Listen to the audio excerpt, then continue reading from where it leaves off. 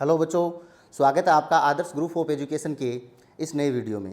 प्यारे बच्चों, हमारा जो टॉपिक चल रहा था वो था उपचयन और अपचयन। इस श्रृंखला के अंदर हम लोगों ने ऑक्सीजन के संयोग और वियोग के आधार पर, हाइड्रोजन के संयोग और वियोग के आधार पर उपचयन अपचयन अभिक्रिया देख ली।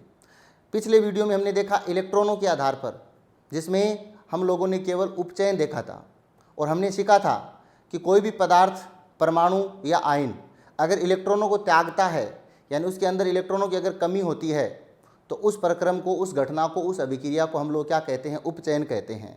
हमने परमाणु में किस प्रकार उपचयन होता है, धनायन में किस प्रकार होता है और ऋणायन में किस प्रकार उपचयन यानी ऑक्सीकरण होता है, ये बातें कल देखी थी। आज के इस वीडियो में हम लोग देखेंगे अपचयन, और वो भी इलेक्ट्रॉनों के आधार पर। राइट, तो आप लोग अब हेडिंग डालिए। क्वेश्चन अपने पिछले वीडियो वाला वही चल रहा है, आप हेडिंग डालिए अपचयन। ठीक है,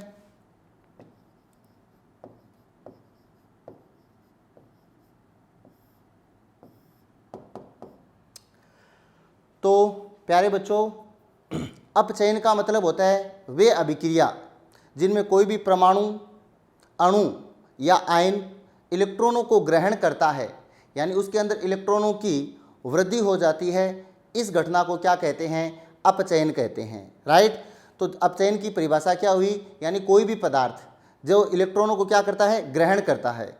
यानी मान लीजिए मेरे पास 10 इलेक्ट्रॉन है, अगर मैं किसी से 1 इलेक्ट्रॉन लेऊंगा, इसका मतलब हो गया इलेक्ट्रॉनों का ग्रहण करना, तो मेरे अंदर इलेक्ट्रॉनों की क्या हो जाएगी? वृद्धि हो जाएगी। राइट, तो इस प्रक्रम को क्या कहेंगे हम लोग? इस प्रक्रम को कहेंगे अपचयन। ठीक है, तो सबसे पहले आप लोग परिभाषा हेडिंग डालो अपचयन, और नीचे हम लोग परिभाषा बाद में लिखेंगे, पहले एग्जाम्पल से आपको समझाते हैं। ठीक है, देखिए मान लीजिए मेरे पास है क्लोरीन है। ठीक है, अब क्लोरीन है वो कितने नंबर पर है? 17 नंबर पर है।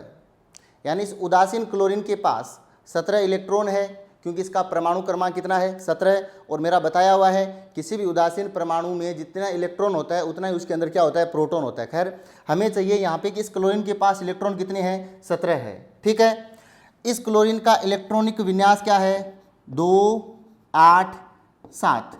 यानी पहले कोष में कितने इलेक्ट्रॉन है? 2, अगले में कितने हैं? 8, और इससे अगले में कितने हैं? 7। ये क्लोरीन क्या करता है? 1 इलेक्ट्रॉन ग्रहण करता है अपना बाहरी कोष यानी अष्टक पूरा करने के लिए। तो आपको बताया हुआ है अगर कोई भी पदार्थ इलेक्ट्रॉन ग्रहण करता है तो वो किस में बदल जाता है? वो ऋणायन में बदल जाता है। राइट, यानी अगर कोई भी पदार्थ इलेक्ट्रॉन ग्रहण करता है तो उसके ऊपर चार्ज क्या आ जाता है? माइनस आ जाता है। ठीक है, तो यहाँ पर हम क्या लिखेंगे? Cl- लिखेंगे। ठीक है, अब ध्यान देना, ये है उदासीन क्लोरीन और ये है ऋणायन। ठीक है, अब इसने 1 इलेक्ट्रॉन लिया तो इसके पास टोटल इलेक्ट्रॉन कितने हो गए? 18। यानी इसके पास टोटल इलेक्ट्रॉन कितने थे? 17 थे, और इसके पास कितने हो गए? 18 हो गए। तो इसी प्रक्रम को हम लोग क्या कहेंगे? अपचयन कहेंगे। अर्थात अपचयन की परिभाषा क्या हो गई? वे अभिक्रिया जिनमें पदार्थ, तत्व, परमाणु, आयन या अणु इलेक्ट्रॉन त्यागता है, तो इस घटना को क्या कहते हैं? अपचयन कहते हैं। यानी वे प्रक्रम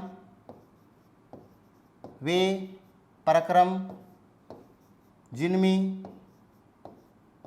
परमाणु,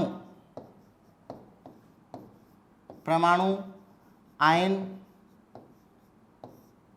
या अणु इलेक्ट्रॉन का या इलेक्ट्रॉन ग्रहण करते हैं,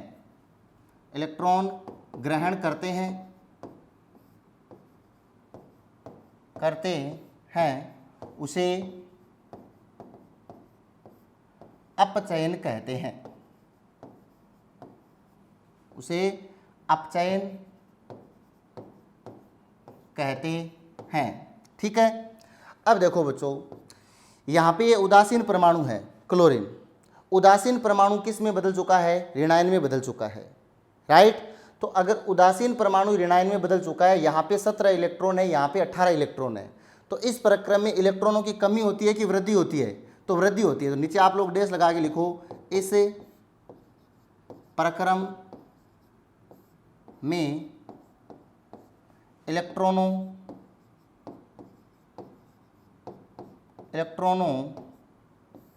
की वृद्धि होती है, वृद्धि होती है। आप देख सकते हो इस साइड में कितने इलेक्ट्रॉन है 17, तो इस साइड में कितने इलेक्ट्रॉन है 18, यानी इलेक्ट्रॉनों की क्या हुई है वृद्धि हुई है। और आप लोग क्या देख सकते हो यहाँ पे हमें ये है परमाणु, तो हम यहाँ पे लिख रहे हैं परमाणु का अपचयन,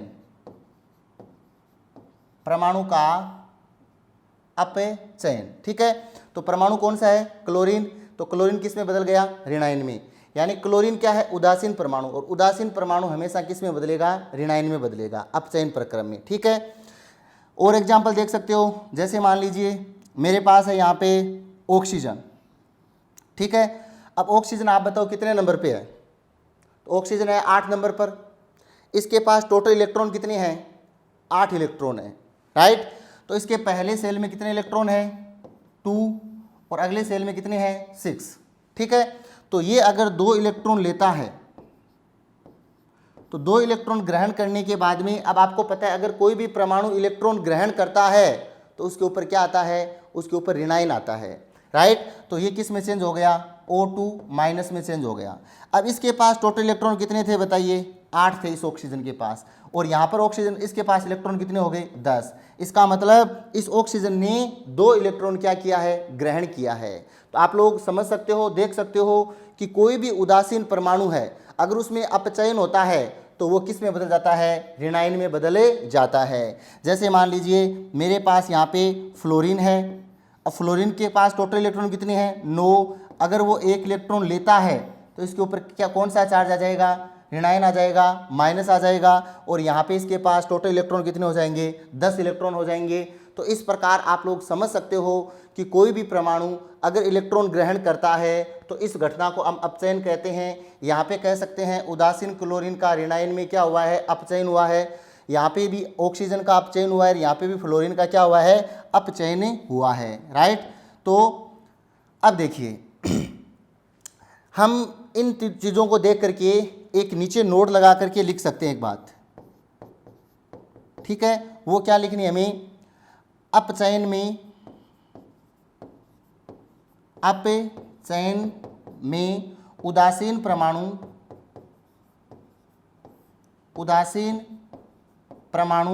किस में चेंज बदल जाता है ऋणायन में बदल जाता है, ऋणायन में बदल जाता है। ठीक है, तो ये हम लोगों को लिखना है, ठीक है। अब हम लोग देखेंगे धनायन का अपचयन, तो हेडिंग डालो धन आयन का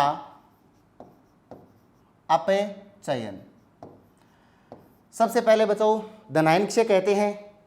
धनायन का मतलब अगर कोई भी पदार्थ इलेक्ट्रॉन को क्या करते हैं त्याग करते हैं, तो त्याग करने पर वो किस में बदल जाता है धनायन में। यानी मैंने आपको बताया था आयन कितने प्रकार के होते हैं, 2, एक धनायन और एक ऋणायन। धनायन किसे कहेंगे अगर कोई भी पदार्थ इलेक्ट्रॉन त्यागता है उसको हम धनायन कह देंगे, और ऋणायन किसे कह देंगे अगर कोई भी पदार्थ इलेक्ट्रॉन ग्रहण करता है तो उसको हम क्या कह देंगे ऋणायन कह देंगे। अब हमें धनायन का अपचयन करना है, तो आप लोग ध्यान से देखिए धनायन कौन कौन से हैं। मेरे पास यहाँ पे Na+ है, ये धनायन है। यहाँ पे मेरे पास जो Al2+ दिखाई दे रहा है ये धनायन है। यहाँ पे मेरे पास Ca+ दिखाई दे रहा है ये धनायन है। यहाँ पे Zn2+ दिखाई दे रहा है, ये क्या है सारे के सारे क्या है धनायन है, ठीक है। यहाँ पे जो Fe2+ है ये क्या है धनायन है। अब आप लोग देखो आपको यहाँ पे जो Na+ दिखाई दे रहा है, तो सीधा 1 नंबर का क्वेश्चन तो यहाँ पे पूछा जाता है, और हम गलती क्या करते हैं। एक क्वेश्चन आया हुआ है, पता नहीं 2012-13 का 12 या 13 के एग्जाम में आया था कि Na+ में इलेक्ट्रॉन की संख्या और प्रोटॉन की संख्या बताइए। अब आप इसमें बताओ Na+ में लगभग 90% स्टूडेंट्स क्या करेंगे कि सर का बताया हुआ है इलेक्ट्रॉन बराबर प्रोटॉन, क्योंकि सोडियम के पास 11 इलेक्ट्रॉन है तो प्रोटॉन भी कितने हो जाएंगे इसमें 11। लेकिन आपका आंसर है वो क्या हो जाएगा, गलत हो जाएगा, क्योंकि आपने इस धनायन के ऊपर ध्यान नहीं दिया है। क्योंकि इस धनायन का मतलब है सोडियम उदासीन के पास जितने इलेक्ट्रॉन थे उनमें से एक इलेक्ट्रॉन की कमी है। अगर 1 प्लस है तो, अगर 2 प्लस है तो जितने उसके पास इलेक्ट्रॉन है उसमें से 2 इलेक्ट्रॉन की कमी है। इसलिए इस सोडियम के पास 1 इलेक्ट्रॉन की कमी है। अगर टोटल 11 इलेक्ट्रॉन थे तो इसके पास कितने बचेंगे, 10 इलेक्ट्रॉन। लेकिन प्रोटॉन में नो चेंजिंग, प्रोटॉन इसके पास कितने होंगे, 11 होंगे। ठीक है। अब मैं यूं पूछूं कि Al2 प्लस के पास इलेक्ट्रॉन बताइए, तो आपका आंसर क्या होगा। एल्यूमिनियम कितने नंबर पे है, 13 नंबर पे, यानी उदासीन एल्यूमिनियम है उसके पास टोटल इलेक्ट्रॉन कितने हैं, टोटल इलेक्ट्रॉन है उसके पास 13 है, राइट। अगर इसमें से जैसे ये किस प्रकार से व्यवस्थित है परमाणु में, पहले कोष में 2 है, अगले में 8 है और अगले में कितने इलेक्ट्रॉन है, 3 इलेक्ट्रॉन है। ठीक है। अब देखो आप लोग, अगर यहां से मैं 1 इलेक्ट्रॉन बाहर निकालूंगा तो ये किस में चेंज होगा, Al प्लस में चेंज होगा। 1 इलेक्ट्रॉन देखो बाहर निकाल दिया हमने, इसका मतलब अब इसके पास टोटल इलेक्ट्रॉन कितने बचे हैं, 12।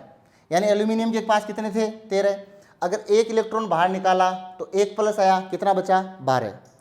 अगर मैं यहाँ से 2 इलेक्ट्रॉन बाहर निकालूंगा, ये देखो 2 इलेक्ट्रॉन, तो इसके ऊपर कितना आएगा, 2 प्लस चार्ज आएगा, राइट। तो अब इसके पास कितने इलेक्ट्रॉन बचेंगे बताइए, 11 इलेक्ट्रॉन बचेंगे। तो यहाँ पर Al2 प्लस आपको जो दिखाई दे रहा है इसके पास टोटल इलेक्ट्रॉन कितने हैं, 11 है। यानी एल्यूमिनियम के कुल इलेक्ट्रॉन थे उसमें से 2 इलेक्ट्रॉन इसने त्याग दिए हैं। नीचे देखिए, Ca प्लस का मतलब कैल्शियम के पास जितने कुल इलेक्ट्रॉन इसके पास थे उनमें से 1 इलेक्ट्रॉन इसने त्याग दिया है। ठीक इसी प्रकार से जिंक के पास टोटल जो 30 इलेक्ट्रॉन थे उनमें से 2 इलेक्ट्रॉन इसने त्याग दिया है। और आयरन के पास 2 प्लस का मतलब टोटल जो 26 इलेक्ट्रॉन थे उनमें से 2 इलेक्ट्रॉन इसने त्याग दिए हैं। ठीक है। ऊपर है धनायन का अपचयन, और अपचयन का मतलब क्या होता है बताइए।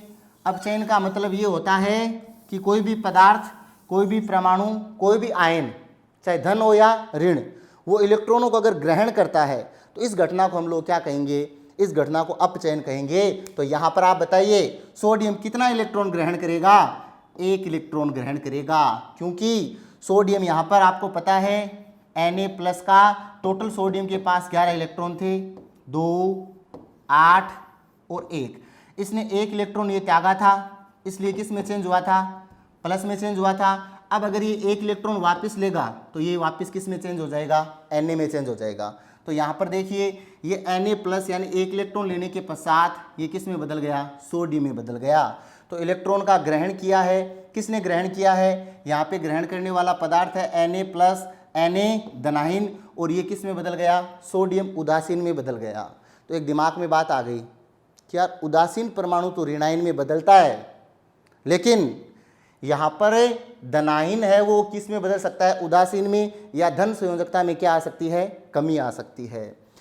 यहाँ पे Al2 प्लस है, अगर ये 1 इलेक्ट्रॉन ग्रहण करता है, क्या करता है, 1 इलेक्ट्रॉन ग्रहण करता है, तो Al2 प्लस था। अब ग्रहण करने का मतलब 3 प्लस मत कर देना, आप यहीं पे कंफ्यूज होते हो आप। ग्रहण करने का मतलब इसके पास जो 2 इलेक्ट्रॉन कम थे ना उनमें से 1 इलेक्ट्रॉन इसके पास आ गया। इसका प्रक्रम कैसा हुआ, 2 एल्यूमिनियम Al2 प्लस का मतलब है 2, 8, 1। Al2 प्लस का इलेक्ट्रॉनिक विन्यास ऐसा है 2, 8, 1। अब अगर ये 1 इलेक्ट्रॉन ले लेगा तो ये कितना हो जाएगा, 2, 8, 2 हो जाएगा। ठीक है। तो 1 इलेक्ट्रॉन लेने के बाद में ये किस में चेंज हो गया बताइए, Al प्लस में चेंज हो गया। जो Al2 प्लस था इसने 1 इलेक्ट्रॉन ग्रहण किया और किस में चेंज हो गया बताइए, Al प्लस में हो गया। अगर ये 2 इलेक्ट्रॉन यहाँ पे ग्रहण करेगा तो किस में चेंज हो जाएगा बताइए, सिर्फ Al में चेंज हो जाएगा। ठीक है। तो ये आपको विशेषकर ध्यान रखना है। यहाँ पे आपको Ca प्लस दिखाई दे रहा है, केवल 1 प्लस। ठीक है। अगर ये 1 इलेक्ट्रॉन ग्रहण करता है तो वापस किस में बदल जाएगा, ये कैल्शियम उदासीन में बदल जाएगा। यहाँ पे Zn2 प्लस दिखाई दे रहा है, अगर ये 1 इलेक्ट्रॉन लेता है तो ये किस में बदल जाएगा बताइए, Zn प्लस में बदल जाएगा। अगर यहाँ पे Zn2 प्लस है, अगर ये 2 इलेक्ट्रॉन लेता है तो ये किस में बदल जाएगा बताइए, ये बदल जाएगा Zn में। यहाँ पे Fe3 प्लस है मान लीजिए, और अगर ये 2 इलेक्ट्रॉन लेता है तो 2 कम कर दो तो ये किस में बदल जाएगा, Fe+ में बदल जाएगा। अब इन सब में आप लोग एक चीज़ बताओ क्या है।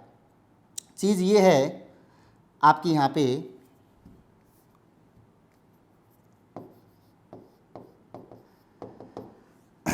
Al2+ और यहाँ पे Al+, धन संयोजकता में कमी हुई है कि वृद्धि हुई है? कमी हुई है। Ca+ Ca धन संयोजकता में क्या हुई है? कमी हुई है। Zn2+ Zn+, धन संयोजकता में क्या हुई है? कमी हुई है। Fe3+ Fe+, धन संयोजकता में क्या हुई है? कमी हुई है। तो नोट लगा करके यहाँ पे लिखो, इसमें धन संयोजकता में क्या होती है? कमी होती है। धन संयोजकता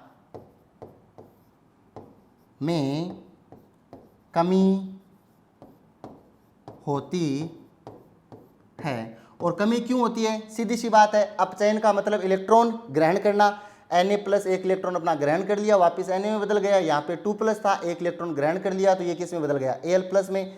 Al2+ के पास टोटल इलेक्ट्रॉन कितने हैं बताइए? 11। तो Al+ के पास कितने हैं? 12 है। Ca+ के पास कितने हैं? 19। तो इसके पास कितने हैं? 20। देखो इलेक्ट्रॉनों में वृद्धि हो रही है कि नहीं हो रही है? हो रही है। धन संयोजकता में कमी हो रही है कि नहीं हो रही है? हो रही है। और इसी घटना को हम लोग क्या बोलेंगे? अपचयन बोलेंगे।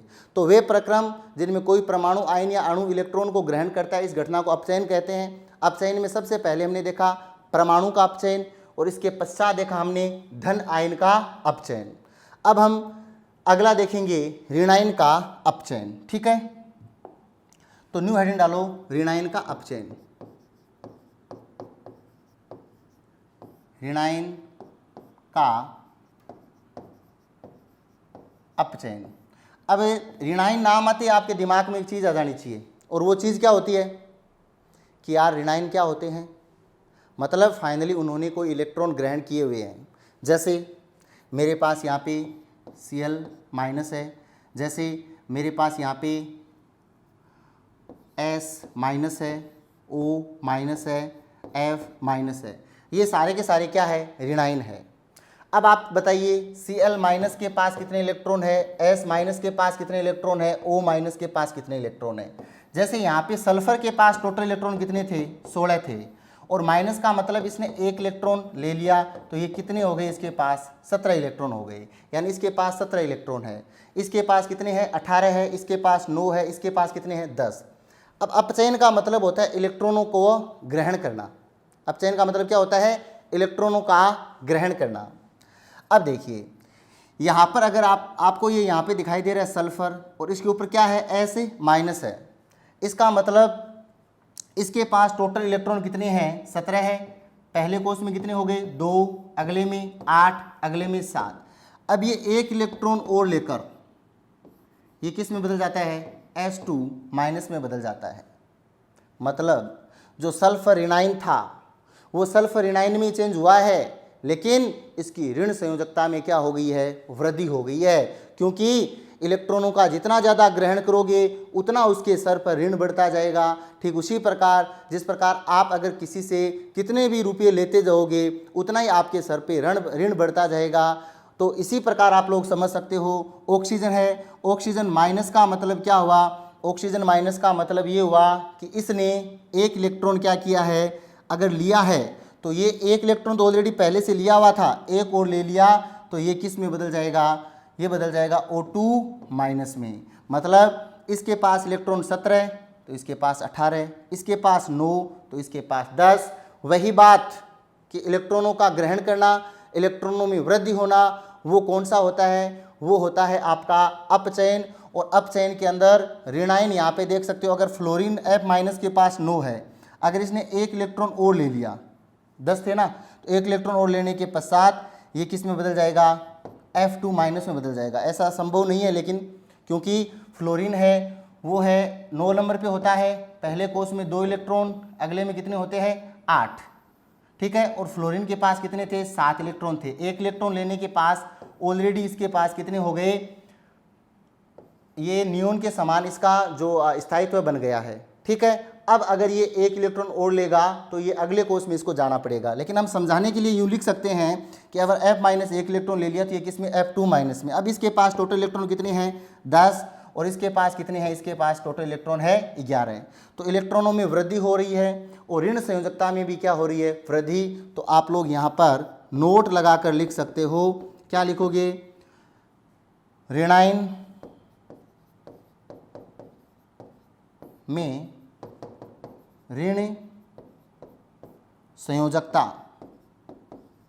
ऋणायन में ऋण संयोजकता में वृद्धि होती है। ऋणायन में ऋण संयोजकता में क्या होती है, वृद्धि होती है। ठीक है, तो इस प्रकार आप लोगों का यहाँ पर ऋणायन का अपचयन कंप्लीट होता है। अब हम लोग पूरा विस्तार से इसको देखेंगे। अपचयन मतलब कोई भी प्रक्रम जिनमें परमाणु या आयन इलेक्ट्रॉनों का क्या करते हैं, ग्रहण करते हैं, उसे क्या कहते हैं, अपचयन।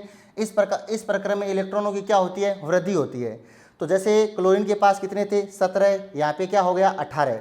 ऑक्सीजन के पास कितने हैं, 8, तो यहाँ पे कितने हो गए 10। यानी उदासीन परमाणु है वो किस में बदल चुका है, ऋणायन में बदल चुका है। ये बात अपने बेजे में रखनी है। ठीक है, तो यहाँ पे जितने भी एग्जाम्पल है, और भी बहुत सारे एग्जाम्पल ले सकते हो आप। यहाँ पे क्लोरीन, ऑक्सीजन, फ्लोरीन का मेरा दिया हुआ है। नाइट्रोजन का एग्जाम्पल ले सकते हो आप लोग कि नाइट्रोजन है वो अगर कितने 3 इलेक्ट्रॉन लेता है तो N3- में चेंज हो जाता है।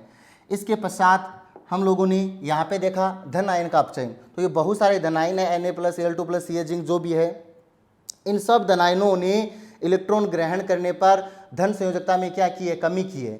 धन संयोजकता में कमी होने का मतलब इलेक्ट्रॉनों में क्या हुई है, वृद्धि हुई है। और इलेक्ट्रॉनों में वृद्धि होने का मतलब पदार्थ ने इलेक्ट्रॉनों को क्या किया है, ग्रहण किया है। और पदार्थ ने इलेक्ट्रॉनों का ग्रहण किया, इसका मतलब क्या हुआ, उसमें अपचयन हुआ है। राइट, बहुत सारे एग्जाम्पल लिखे हुए हैं, और भी बहुत सारे, जैसे मैग्नीशियम है, बेरियम है, ये बहुत सारे लिख सकते हो। अगर यहाँ पे Mg2+ है तो इसका मतलब इसके पास टोटल इलेक्ट्रॉन कितने हैं, 10। अगर ये 2 इलेक्ट्रॉन ले लेता है तो 2 इलेक्ट्रॉन लेने के पश्चात जो अपने थे वो वापस इसके पास मिल जाएंगे। ये किस में बदल जाएगा, मैग्नीशियम में बदल जाएगा। यानी धन संयोजकता में क्या हुई है, कमी हुई है। इसी घटना को हम लोग क्या बोल देते हैं, अपचयन बोल देते हैं। ठीक है, फिर हमने देखा ऋणायन का अपचयन। ऋणायन का मतलब जैसे अगर कोई भी जिसका आप ऑलरेडी पहले से इलेक्ट्रॉन लिया हुआ है, ठीक है, अगर ये और इलेक्ट्रॉन लेगा तो इसके ऊपर ऋण संयोजकता में क्या हो जाएगी, वृद्धि हो जाएगी। राइट, तो इस प्रकार से आप लोग नाइट्रोजन का देख सकते हो। जैसे मान लीजिए मेरे पास यहाँ पे N3- है, अगर ये 3 इलेक्ट्रॉन लेता है तो ये किस में बदल जाएगा, नाइट्रोजन में चेंज हो जाएगा। ठीक है, तो इन्होंने भी क्या किया है, जैसे मान लीजिए यहाँ पे 2 इलेक्ट्रॉन है, अगर इसने 1 इलेक्ट्रॉन और लिया है इसका मतलब ये किस में चेंज हो जाएगा, N3- में चेंज हो जाएगा। तो ये भी आप देख सकते हो कि इसके पास टोटल इलेक्ट्रॉन कितने थे, 9, और इसके पास टोटल इलेक्ट्रॉन कितने हैं, 10। इलेक्ट्रॉनों में क्या हुई है, वृद्धि हुई है। इसी घटना को हम लोग क्या बोल देते हैं, अपचयन बोले देते हैं। तो इस प्रकार इलेक्ट्रॉनों के आधार पर आपका उपचयन और अपचयन कंप्लीट होता है। अब अगला हमारा जो नेक्स्ट टॉपिक आएगा वो आएगा रेडॉक्स अभिक्रिया। तो रेडॉक्स अभिक्रिया को समझने के लिए आपको ये हाइड्रोजन, ऑक्सीजन और ये इलेक्ट्रॉनों के आधार पर उपचयन अपचयन वाला वीडियो पूरी अच्छी तरह से आपको देखना होगा, तभी जाकर के रेडॉक्स आपके अच्छे से समझ में आएगा। ओके, धन्यवाद।